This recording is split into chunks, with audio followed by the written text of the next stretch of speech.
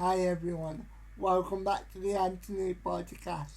And today I'm joined by a good friend of mine, Jess. Jess is a teacher that used to teach, teach in the UK, but now she teaches in Abu Dhabi. So enjoy the episode. Thank you for the support, and make sure you like and do all that stuff. So thank you very much. Enjoy the episode. I'm good. Thank you so much for inviting me. No worries. I just thought it would be interesting. So Yeah, I hope so, and I hope I can answer any of your questions as well. yeah. So if we take it from the beginning, what made you want to get into teaching in the first place?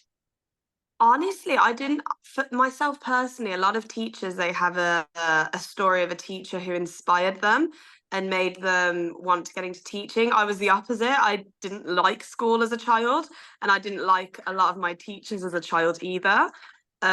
Apologies for the noise in the background. That's my dog. um, So when I did my year 10 work experience, I did 1 week of it in a school just out of curiosity, and I ended up really, really enjoying it. And to this day, one of the things that attracted me to the job and I still find joy in is the relationships that you get with the students, particularly those who have additional needs or have behavior problems. It's really, really rewarding. Yeah. So what was your teacher training like? Did you find it easy, or did you find it relatively hard, or how was it for you personally? Teacher training. Yeah. Yeah, well, honestly, it was quite hard. I wasn't expecting it to be hard. I went into it quite cocky and quite confident. And whenever we did our placements at university, it was a little bit of a slap in the face, the reality of the schools. Not in the way of, they're falling apart or anything negative like that, but the challenges that teachers face, particularly with the modern day poverty that a lot of children are facing, things that we're taking for granted, and how that impacts every single lesson. It's not just a matter of pedagogical approaches and different ways to teach children. You're really dealing with a lot of social care work from their home lives that are impacting the classroom. And I thought that really, really was a struggle for me. When you think I started university as an 18-year-old to all of a sudden be facing those challenges. And it took its toll. It's quite an emotional profession. And to me, that was the hardest part. But you do, like I say, you build those relationships and you really get to see the progress. So I did learn a lot at university through those experiences. But yeah, it was challenging, but definitely rewarding, which is obviously why I'm still teaching. So, so what? So what it sounds like to me, you took it a bit, you took it, but you underestimated how hard it was gonna be. Absolutely, absolutely. So so so what is teacher training like? Like what are the criteria? Is it like managing behaviors, or what is it like? Well, I'll be honest, I went through university under the UCAS system. Oh gosh, I couldn't tell you what year it was now. But I was 18, and if anyone wants to do the maths, I'm 27 now. So we're talking 9 years ago when I started, and that makes me feel really old. But it's slightly different now, so I couldn't tell you what the modern day grades are exactly because it's different grading system. But when I was at university, depending on the university, you needed A, B, B around that to get into a teacher training course. And at least for my university, which was Newman University in Birmingham, and it's one of the top teacher training universities in the UK, it's required a certain amount of volunteering in schools. So while I was a teenager doing my A levels, and obviously if you want to get into teaching, you don't have to be a student, you can change career paths at any point. There's a variety of courses at universities and colleges that can support that transition. But my personal case, I had to volunteer while I was at college doing my A levels. to gain enough experience to be accepted into the university. And then once you could provide evidence from that, so the head teacher had signed a form, etc., to confirm you'd done a certain amount of hours volunteering, and you got the grades in how you would for any university course, they also interviewed you as well. And then it was I'd say a 3-step process, but it will depend on the actual course you're doing, the route you're taking, because there's a couple of different routes to get into teaching, but I think I did the bog standard route, the most common one. But so once you were all qualified now, is it just a case of applying to schools like any other job, or is there like a set process that you have to go Once you're qualified and you're applying for your first job? Yeah. So is it just like any other job where you apply basically? It's similar. So as you said, you'd have your CV, etc. Schools often in the UK will advertise jobs through tests or the council or newspapers, etc. I applied for a job online, as you would with most jobs, and then what they would expect you to do is once you filled in your application, you'd be invited for an interview. But obviously, as you're a teacher, it pretty much usually involves a teaching observation. So you would be invited to come into the school and teach a lesson to a class of children, and they'll observe your teaching styles. They'll see if you fit with the ethos of the school, and then they'll also do a normal sit-down interview with you. In my first teaching job, as well as that, I was asked to complete like a little grammar test. It was where I just had to write a letter, and they just checked that my standard of English was to the correct level, basically. It's a little bit different in Abu Dhabi. So would you like to hear about that? Yeah. I'm gonna be that. I'm gonna bring that up later, but you can eat now because it makes more sense to do it now. So go ahead. Yeah, it's a bit relevant to the point. So in Abu Dhabi, and whether it's something that will change soon, I'm not sure.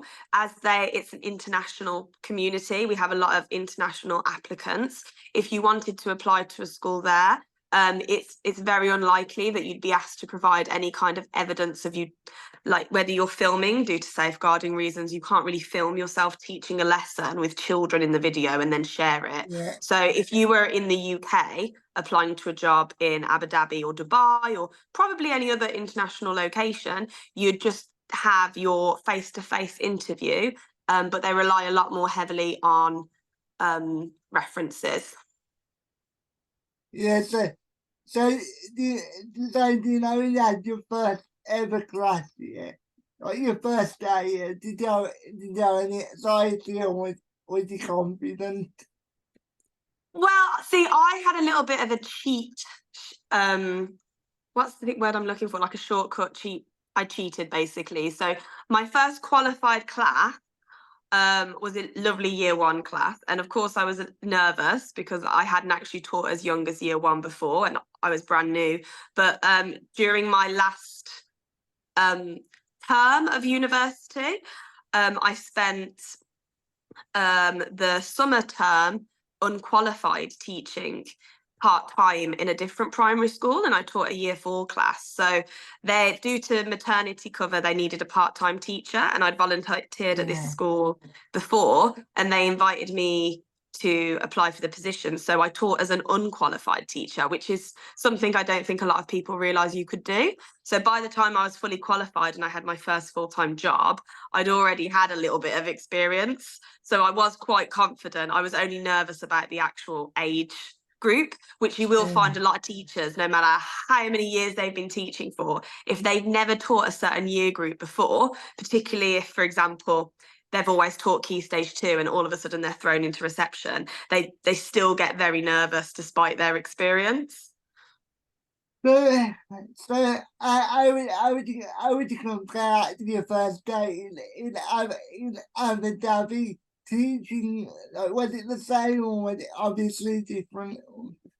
It was different. It was real eye-opener, actually. And I don't know what I was expecting, but it wasn't that. So I'm not a good example to use because I joined in 2020. So COVID had a really big impact on my first day. Abu Dhabi compared to the UK. So just to rewind and give a bit of context, Yeah. I was a year one teacher in the UK when COVID happened. And year one was one of the first year groups that reopened in the UK. So I'd gone back to work with my class. And the school reopened and we were trying to return to normal, but Abu Dhabi hadn't reached that point yet. When I came, it was opening for the very first time and they took a different approach. So my first day in the school, despite the differences in the way that the school was gigantic and that there was teachers from all over the world and that the lessons that we taught was different. And in this particular school, I was in an American curriculum, so it was a completely different curriculum I was teaching from. All of the students were wearing masks. There was very strict social distancing laws in place that were followed.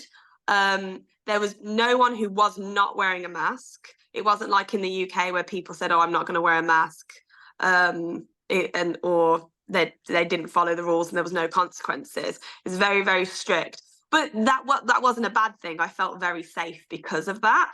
And the students were so used to social distancing. Like they didn't need to be reminded to put a mask on. They didn't need to be reminded to keep a space between each other. They were so trained and used to it. And then after my first day, my class got taken off of me and I was turned into an online only teacher. And for the first, I'm going to say like 6 months at least, I was only teaching students online. I had a classroom, I had a teaching assistant and no children in my class. And I was just teaching on Microsoft Teams for the solid 6 months that I started. I didn't start getting children in until nearly the end of my first year over here. But in hindsight, because you did most of your first couple of months, because you did most of your time virtually, to start with, do you think that was a bit easier for you, or would you have preferred to be in the classroom? Well, they both have their pros and cons for sure. If you're worried about your own health, for example, Yeah. it's definitely a pro because you can still have the interactions with students. And there would be COVID outbreaks in the school as there was everywhere. And I was never really too worried because I was so separate from everybody. I know other people who were online teachers who just went insane because you're just sitting there staring at a screen. It is less fulfilling because you don't get those little interactions with the students. You get those relationships. It's a lot harder to build a relationship when you've got 30 children all listening to you on a screen. You can only talk to them so many times. You're not having lunchtime with them.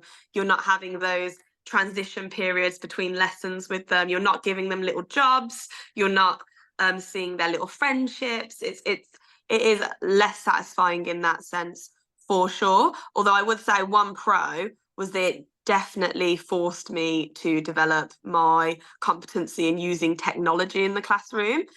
Because a lot of the things I did with my online students, I could then do and apply to when they return to school. And the school I'm in right now actually has a bring your own device policy where students are required to bring their own iPads. And we're constantly being challenged with different ways that we can incorporate technology into the classroom and improve their digital literacy. And that's something that if I hadn't had the online experience would have been much harder for me than it is right. It's still a challenge, but if I hadn't had all of this time to try out new apps, etc., when I was online, it would be a lot harder for me now. So that was definitely a pro. So if you don't want me asking, what sort of age range do you think at the moment? The age? Yeah. So when I came over here, I was in an American curriculum school and I was teaching grade 1, which is the equivalent of year 2 in the UK. I'm currently a year 3 teacher. So I've gone to an English curriculum school now, and I'm teaching year 3. So that's 7 and 8 year olds, and I love it.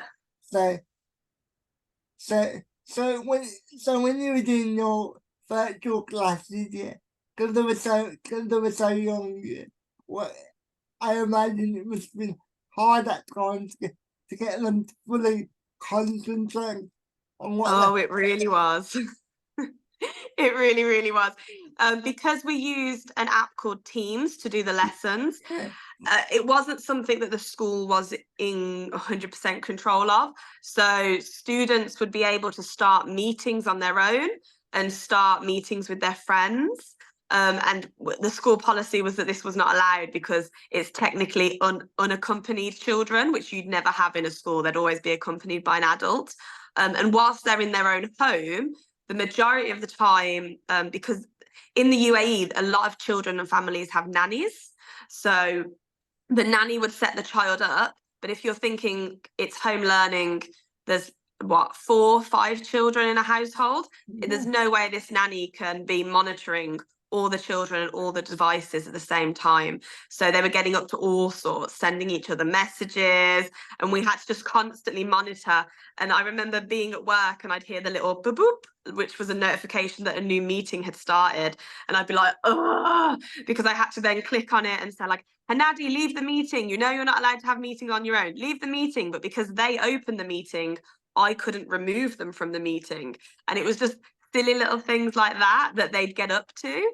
I remember one child, and he fair play, he absolutely fooled me. I was teaching and I could see my screen and all the children who were listening. And one of the boys, Saeed, was a lovely boy. And he was just like frozen on the screen listening. And I asked a question and I said, oh, Saeed, like, do you know the answer? And he just like, he was frozen. And then his actual face appeared, like panicked, as no, I don't. Sorry, miss.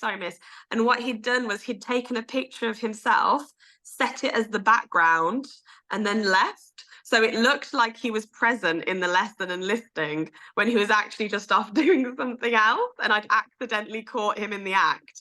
And that is just an example of the kind of things I was dealing with.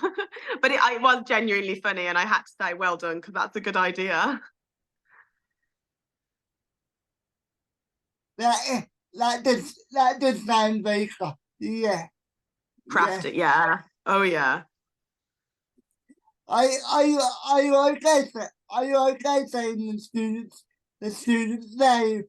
Yeah, first name, that's fine, yeah. It's not something they can be identified on. Okay. I was just thinking as you were talking. Yeah, no, that's fine. So going back a little bit. How did you decide I'm gonna give this a go? Honestly, there wasn't a particular reason. I just thought I'd done 2 years of teaching experience in the UK. And I'd learned a lot and I liked my school a lot, but I knew another teacher who used to work in Abu Dhabi, then he came back to the UK, and then he actually went back to Abu Dhabi. And from the conversations, it sounded great. It sounded like a great lifestyle as well. And I just thought, hey, I was 24 at the time when I left the UK. I just thought, hey, I've got no mortgage, I've got no partner, I haven't got anything that to financially tie me to this country. It's kind of a now or never situation.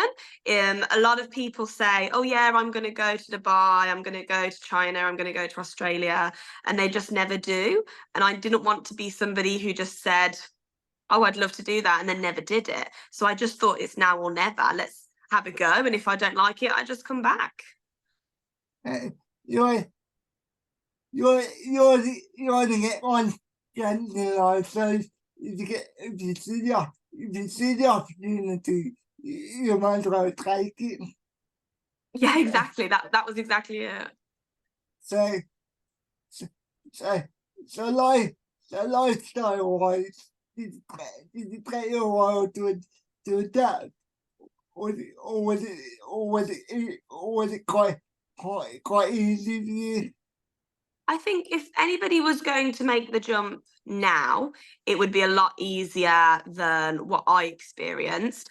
Really the factor that had an impact on me was the COVID-19 rules in the country.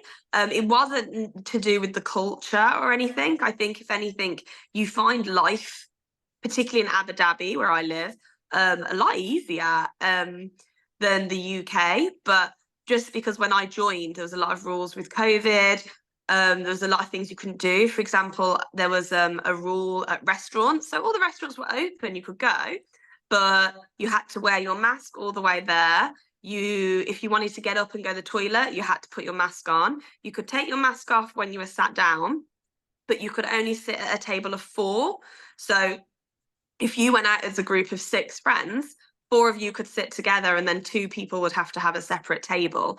And that definitely made it harder for me socially and to settle in. There was a lot less clubs open, a lot less activities going on because of the restrictions, etc. So you could do everything, you could live life normally, but there were restrictions. Whereas if you was to join today, there's no COVID-19 restrictions at all anymore. It's gone back to normal. So I think anyone coming here would enjoy it, and they'd find it quite easy. I don't think there's any major changes. So, so, so as you mentioned earlier, you follow the US curriculum. So, Yeah. I how did that compare to the UK curriculum? Well, the school that I was in used the Common Core curriculum, which, to my understanding, is the general curriculum that the US government kind of uses, or at least at the time it would use, and that would enable school districts to get a certain amount of funding off of the government. America obviously is made up of loads of different states, so how they would teach the curriculum is quite different, and some of them would have a different curriculum. I know that there's American curriculum schools in Abu Dhabi now that are changing the curriculum that they use. It's still an American curriculum, it's just a different type. So it's quite confusing. So when I came out here, all excited and fresh and ready to learn, whenever I tried to read up on it, I got a lot of conflicting information, and I found it really hard to understand. But the school that I was in, fortunately, had teachers who either were American or had been teaching that curriculum for a while, so it was helpful. What I would say is, in some areas, it was more challenging than the English national curriculum, but in a lot of other areas, it was kind of pitched at a lower level. Considering I was teaching the equivalent of year 2, and I'd just come from teaching year 1, it was about on par, even though the children were older. And one of the things with the American curriculum that I struggled with was the teaching of phonics and reading. It's completely different to how we do it in the UK. And as someone I was phonics trained in the UK. I was a year 1 teacher for 2 years. Phonics was my life. To go to how it was on the Common Core curriculum, how it was supposed to be taught, I found that really hard, because it wasn't something that I necessarily believed in or saw to be effective. But regardless, you have to teach it the way you're supposed to teach it. That's what the school is. It's Common Core school. So that was something I found quite hard. So is it like, excuse me, is it like, as you said, you teach like similar sort of age, yeah. So is it very similar, like teaching small children in the UK, like similar sort of thing, or is it completely different? Well, I would say it's very similar. It's just at different levels. So the content's the same, but it's pitched at a different pace. Yeah. So in your life, everybody that you're planning to go to Abu Dhabi and be a teacher? Was everybody supportive? Yeah, I mean, I think they have to be, particularly your close friends and family. They can't be saying you're making a big mistake as you're stepping on the plane, etc. I know my mum did not want me to go when I said that I was looking to go to Abu Dhabi for obvious reasons. She's a mum. But yeah, my parents were very supportive with the move and helping me ship things, etc. And all my friends were very excited because when I said I was going and I got the job, it was in the middle of COVID. You know, I got my job. No, it wasn't. I got my job just before COVID was kind of a thing in the UK. I got my job about February time, and I think COVID began in March. And there was a lot of uncertainty. I think a lot of the people I knew didn't think I'd actually be going, myself included. I wasn't sure I'd be able to go because of the flying situation. But yeah, I'd say most people were supportive. I think a couple of people are like, oh, okay, sure. But the majority of the time they're supportive, and particularly the teachers, because if you say to a teacher, I'm going to Abu Dhabi or Dubai, they probably know somebody else who's either had time there or is currently over there. It's quite a common thing for teachers to do. Do you know in the UK, like a lot of the primary teachers, they teach every single subject. Is that the same over there, or is it like set teachers for certain subjects? It's the same over here in the way that I have a class and I teach that class for reading, English, writing, maths, Yeah. science, moral education.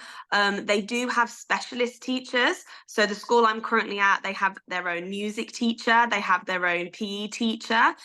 These are things that teachers in the UK would be teaching to their class.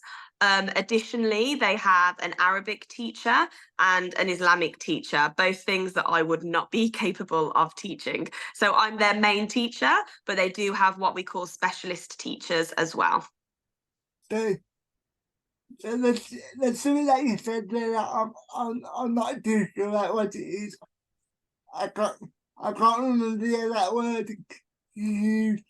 I believe he called it moral classes. I can't remember the exact wording. Apologies. Sorry, what was the context? And I'll try and remember. You go through all your everything that you teach, and I believe you said something like moral classes or something. Yeah, moral education. Yeah, sorry. No, you're good. Yeah. It's very similar to like PSHE in the UK, like how you treat each other, like values, core values, but it also includes a little bit of history of the UAE because it's quite an interesting country. It was only officially a country 53 years ago, I'm going to say.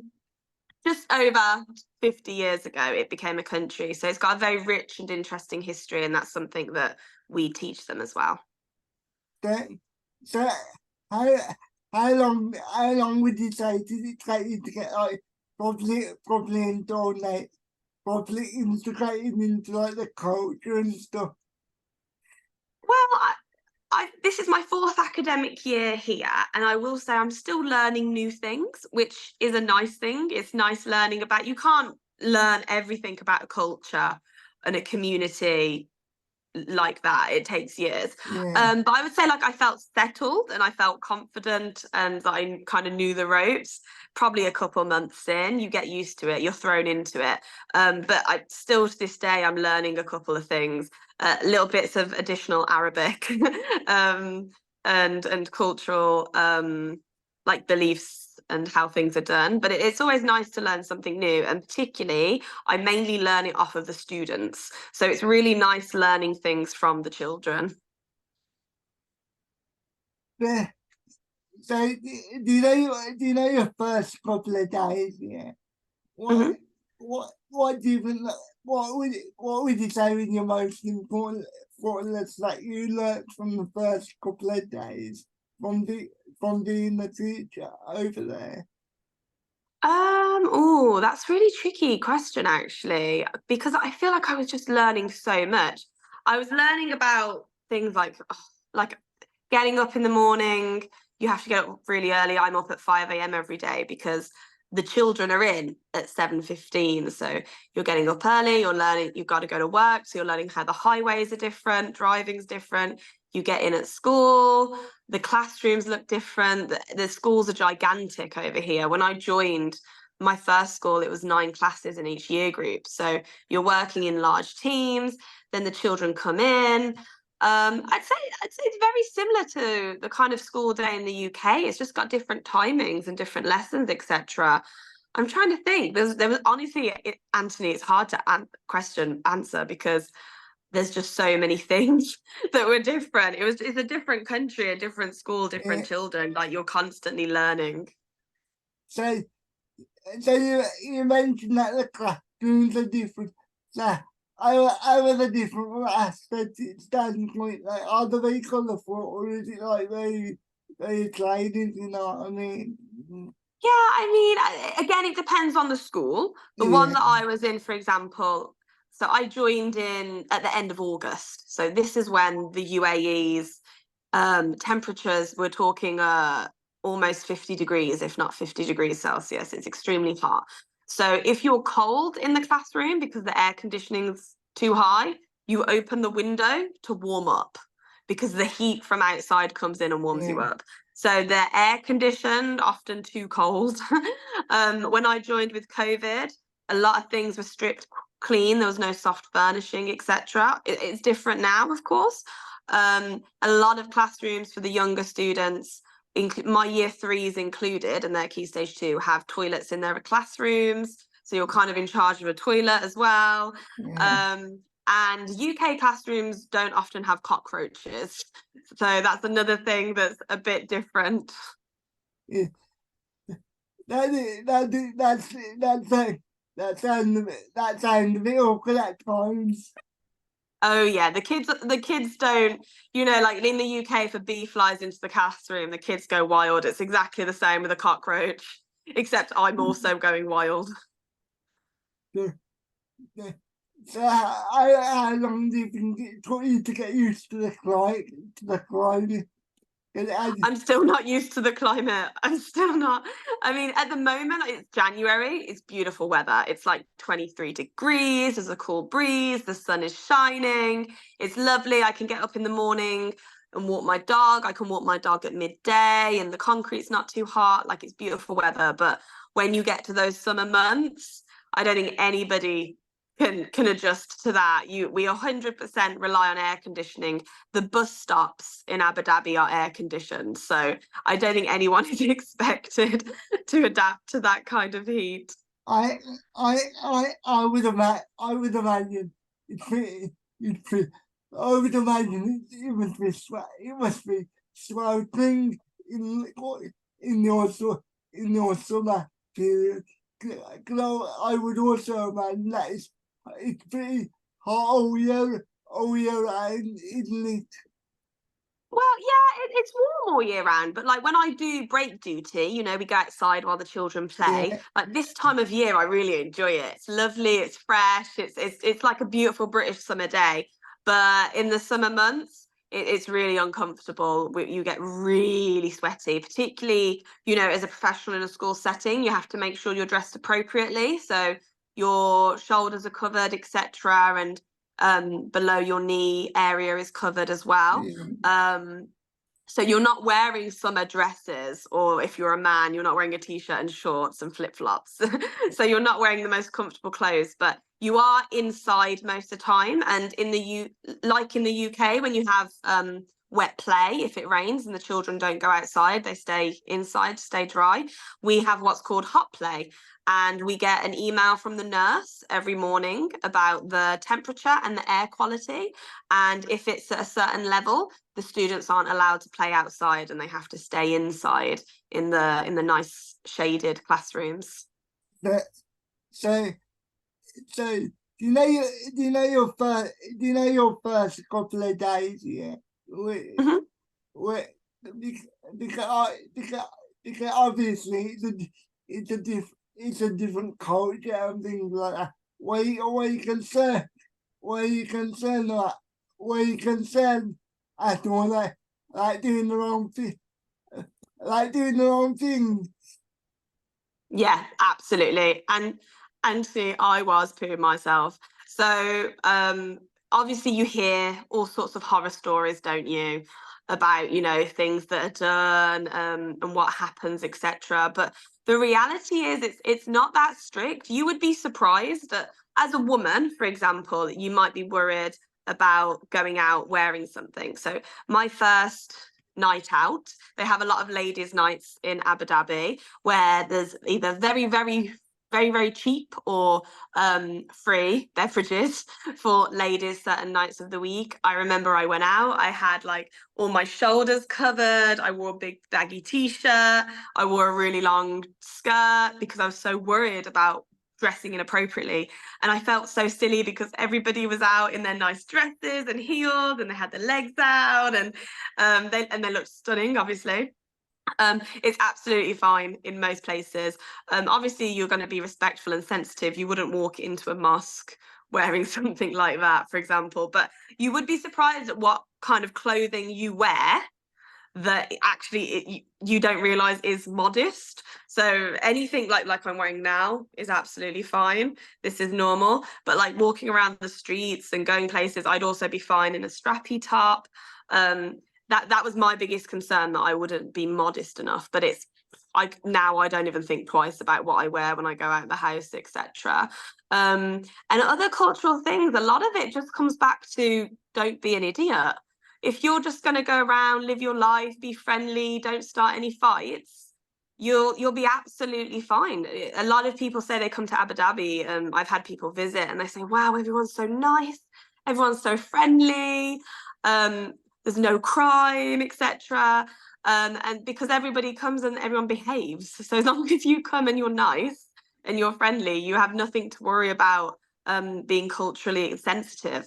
And especially, it's quite an international community.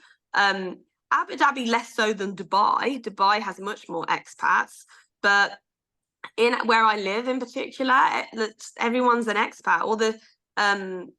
All the locals have their children taught by expats. You're very welcome in the community. So if you make a faux pas, somebody will just politely tell you, oh, that's not a very polite thing to do, or we don't do that here, and then you just don't do it again. It's quite simple. That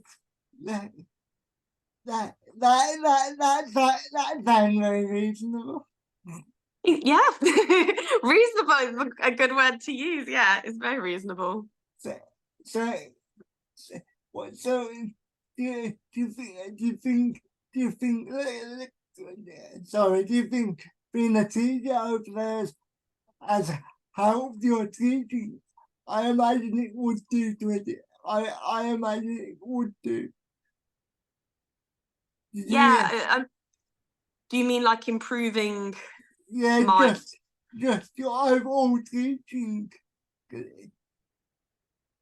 Yeah, definitely. I mean, so in the UK, we have to differentiate lessons. It will usually be obviously by the students' abilities. So the children who are quicker at grasping challenges and concepts can still be challenged at a higher level. They're not bored. And equally, the children that take a bit more time to understand things, they're supported. But you also differentiate via, obviously, educational needs. And I mean special educational needs, but also EAL. So EAL students, it stands for English as an Additional Language. So you're teaching them in English, but that's not their first language. So they have a couple more, they might have some obstacles and challenges, which you as a teacher want to support them with. And, in the classes I taught in the UK, there'd be 2 or 3 of those children. Obviously, in the UAE, every single child is an EAL child. Very rarely you might have 1 or 2 where English is their first language. But my first school only accepted Emirati children. So Arabic was their first language of every child. And my current school is an international school. So unless they're British children or American children, even if they're French or Korean or South African, English isn't going to be their first language. So it's usually it's still the case that all your class are EAL children. So we have a lot of training, and our school puts a lot of development into the teachers in order to put strategies in place to help those children. So going back to the UK, I think is quite an expertise that I've developed now to help those children. So it definitely has. Also, having a go at a different curriculum kind of gives you a different perspective on the national curriculum that we use in the UK. So yeah, I definitely say it's improved my teaching. I think some schools, if you go to a school that's brand new, they'll be hiring teachers from all over the world with different kinds of experiences, coming from different teaching styles, and sometimes teachers from the UK feel like they're kind of not being challenged as much, because in the UK it's very, it's very fast paced. There's a lot that's being asked of teachers in the UK, and if you're in a school where it's still developing and it's still quite new, you might find that you're not getting those same kind of challenges. The school I'm at the moment is an international outstanding private school, so I'm getting a lot of challenges. So it just depends which school you go to. But in general, I would say that you would definitely, if you did a couple years out here, you'd definitely go back to the UK with a lot of really valuable experiences. Is it very results orientated? Is in the UK sometimes, or is it completely different? Yeah, I would say it is. I think that this is the case of, unfortunately, every school now. It's results driven for sure. I don't think that that's the fault of the schools. This is me getting political now. It's more the governing bodies, like how in the UK, for example, newspapers, they grade schools, they put them on charts. This is the #1 school in Birmingham, the #2 school in Birmingham, and it's all based on GCSE results and SATs results, and it's not based on progress. Is it the best school in the country if it's only getting children who are high achievers and aren't facing any challenges at home and have private tutors on the weekend? Does that make them the best school? Or is the best school really the school that has children who are foster children, children who are refugees, children who aren't speaking much English, children who are having trouble at home, and then they can take them from being underachieving to on target? Which is really the best school, which is doing the most work, and then parents as well. If they're, for example, in Abu Dhabi, there's a lot of private schools. They're looking, obviously, as a parent, if you don't know much about education, you're going to look for the school that's got the best results. So that school's going to be the school that makes the most money because it's got the most students coming to it. Where in reality, as a teacher, I would be looking for different things in a school. But yeah, I think just like the UK, the outcomes are quite important over here as well.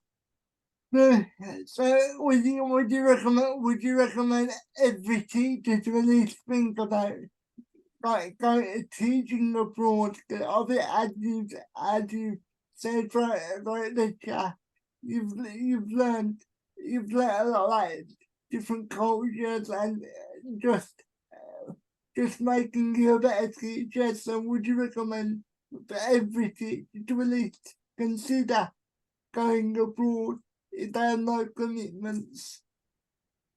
Yeah, I absolutely would. I think we've been talking about the teaching aspect of it, and for the reasons I previously said, I would recommend it. Yeah, at least consider it. But equally for your personal and financial, there are personal and financial reasons to consider it as well. If you're you don't have to be like me, who kind of had no ties. A lot of people come to the UAE in particular, and they'll have houses and then they rent them out while they're gone, and then somebody's paying your mortgage while you're earning tax-free salary. Your children will still get so they can still go to school in the English curriculum, and then you get to go to the pool and the beach on the weekends, and it doesn't cost a lot of money, really. I mean, you can make your fortune here, but you can equally spend all your money here as well. It depends on the type of person you are.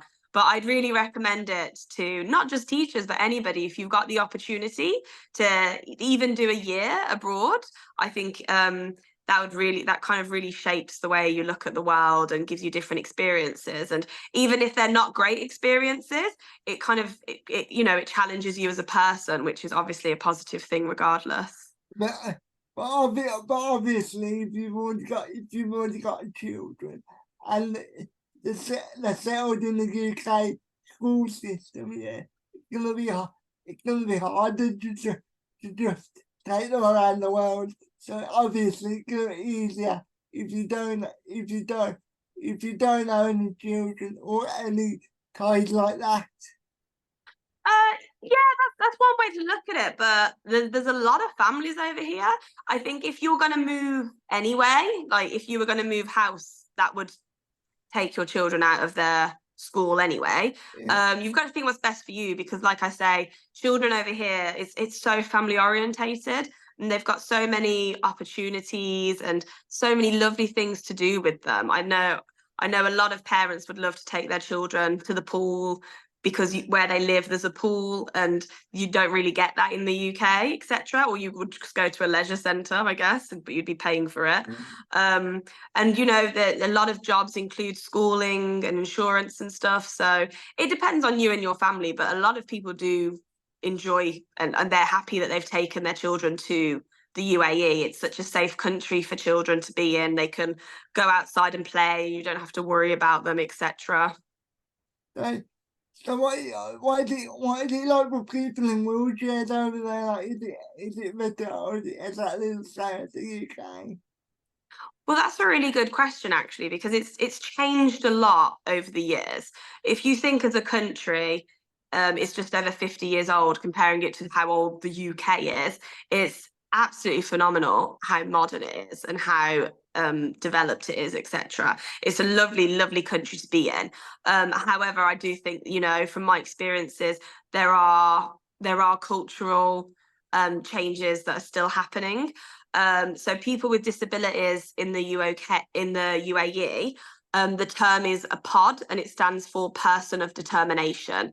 That's just the wording that's used. So if someone said to me, "What are you doing to support your pod children?" that they're referring to children in my class that have any disabilities. Um, but you will find, nowadays it is a lot more supportive of people with disabilities. It's a lot more accepted in the culture as well, from the school system. Obviously, I'm not a person with a disability, so I can't speak to anybody of the experience. I can only tell you what I've seen.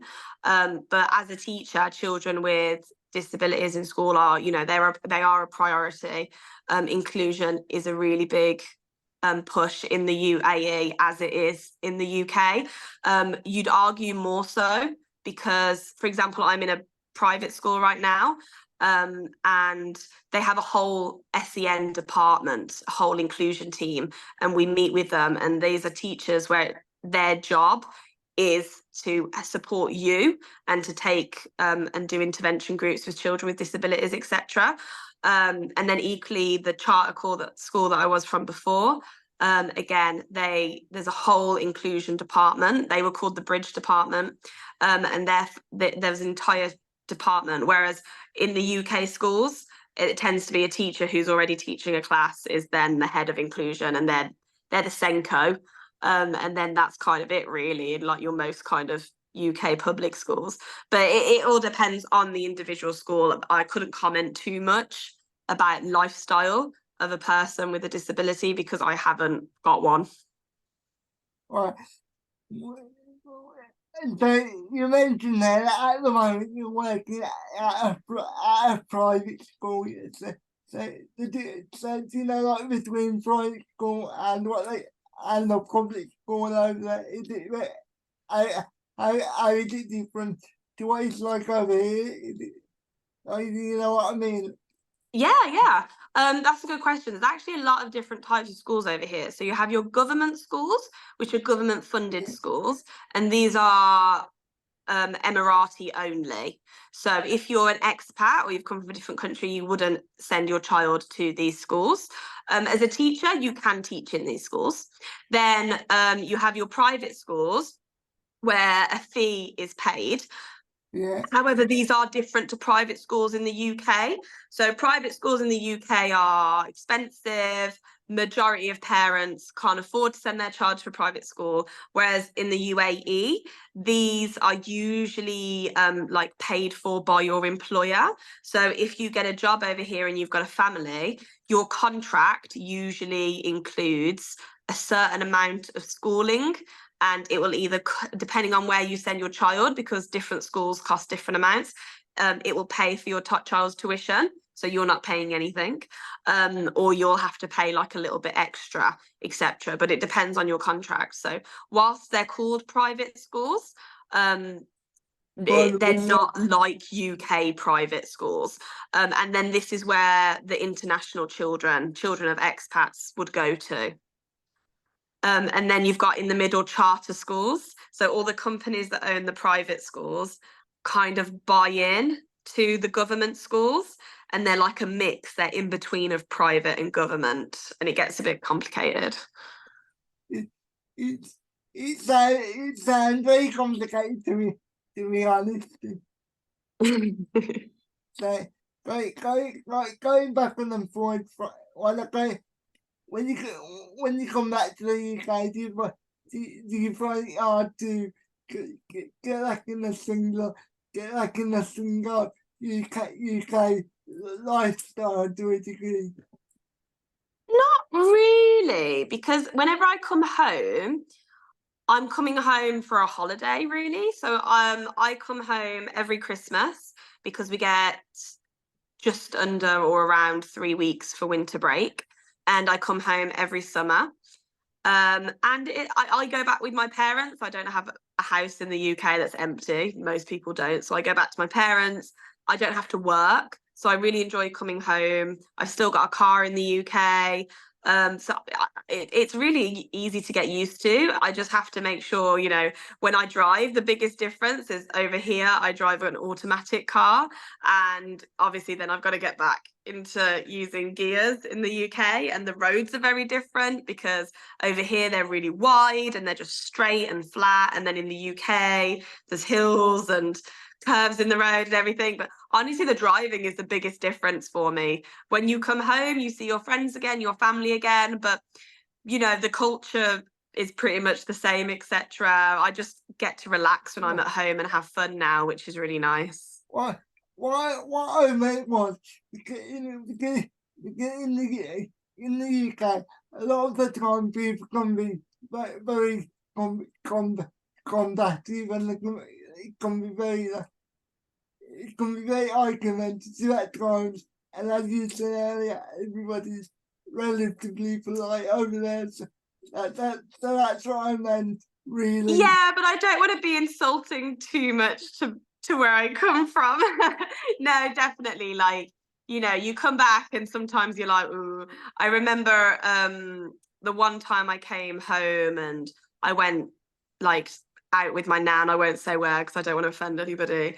And I had like messy hair. I hadn't put any makeup on. I was just wearing like a tracksuit, like didn't look very nice. And I was walking around, I was looking at everybody and I was like, wow. And then I looked at myself in a reflection and I was like, I look so good. Like I've got all my teeth. I look really healthy. And when you go to certain areas, you're like, wow, this is a bit rough, isn't it? Like it's a bit downhill. You notice litter on the street and graffiti. That's not really a thing that happens over here. You do notice it, but you just kind of go, oh well. A couple more questions, and then I'll let you go. So because of the reputation that because of the reputation that exists here. So do you know when you go back home here, do people judge you for for working over there? Not to my face. I think a lot of people think I have an easy ride. I mean, like teacher friends probably think I have it really easy over here. One of the reason, I'll be honest, is that we work 4.5 days. We have a half day on a Friday because that is like the holy day in Islam, and it means that they finish work early so that they can go and pray. Previously, it used to be 5 days, but it would be Sunday to Thursday, so that they would have the Friday as the weekend, like Christians have the Sunday as the weekend, and that would be the day you go to church, etc. But they changed it because obviously they were missing out. The globally, the work week is Monday to Friday, so they had to change the work week to Monday to Friday. But to still, be culturally sensitive, they had a half day on a Friday. And honestly, the thought of going back to working a full day on a Friday is horrifying to me. I need that half day Friday. So that makes it sound like I barely do any work, especially if you're a teacher in Sharjah, which is the emirate next to Dubai. They do 4 days a week. They have the Friday completely off and they have a 3-day weekend. But it doesn't mean that when you're not working hard. You're still working very hard. Arguably, you're working longer hours because the students are in at 7:15 and they leave at 3:45. I mean, the end of the school day is technically 3:45, but you do after school clubs as well, and those tend to go on until 4:10. And then you also don't get a lunch break. You have to stay with your students while they eat. You do get Arabic when they have the Arabic lessons 4 times a week. You get that period free, but you're usually, if you're me, you're having meetings in those times anyway. So it is hard work. I think a lot of people, particularly teachers in the UK, think it's really easy over here, but that's not necessarily true. Everybody else, I have not said anything to me that's judgy. So do you know when you're doing after school clubs? Yeah, what are they like? Are they like homework based or are they like activity based, like sport and stuff like that? Or what? Yeah, so my current school, they're called ECAs, which stands for extracurricular activities, and we run absolutely loads. They're based on like our different school values, etc., and the things we want to be pushing. So there's a variety of sports. They do, football, cricket, rugby, all of those things, dance, etc. But they also do like technology. They have cyber coders. They have Minecraft education clubs. They're supposed to be fun for the children, but they can also be educational. They have Arabic and Islamic clubs. They have performing arts, art clubs, Lego clubs. I'm trying to think because so I'm head of year 3. So I don't run an ECA, but if a staff member is absent, I will cover the club. So I'm trying to think of all the clubs I've done. We've done science, creative writing, because it's such a gigantic school. So the school I'm in right now is from FS1 to all the way up to A levels.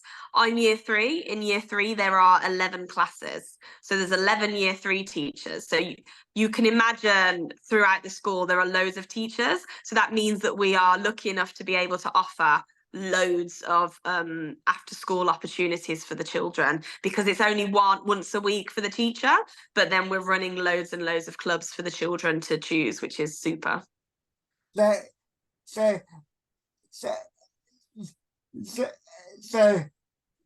so so what do your students refer to you as? Do they call you Miss and then your surname, or do they have a specific name for the teacher that I have to refer to you by? They'll still call me Miss Yates. In the UK, everything is your surname, whereas over here, like my classroom label is my full name. So when you join the school, you have to provide like all of your visa and your passport. So obviously my full name is there. So my classroom door is my full name, and parents will often call me Miss Jess because my email is my full name, etc. But the students, just like the UK, will call me Miss Yates. They'll know my name, but unlike the UK, they don't get all like giggly over it. They just call me Miss Yates because to me, that's their name. my name. to be to be to be honest, I would love it if people call me by my full name. It makes you feel important, doesn't it? But in all seriousness, I wanna thank you. I wanna thank you for coming on, and I really appreciate it. Pleasure. You've asked some really interesting questions, and it's nice to kind of reflect on it as well and my time here. And when you were asking me about how I felt when I first came into the classroom, it seems so long ago now, and so silly that I was worried, etc. But yeah, thank you. I've enjoyed speaking to you again, Anthony. It's lovely to see you. And you. So thank you for watching, everyone, and I will speak to you soon. Bye bye.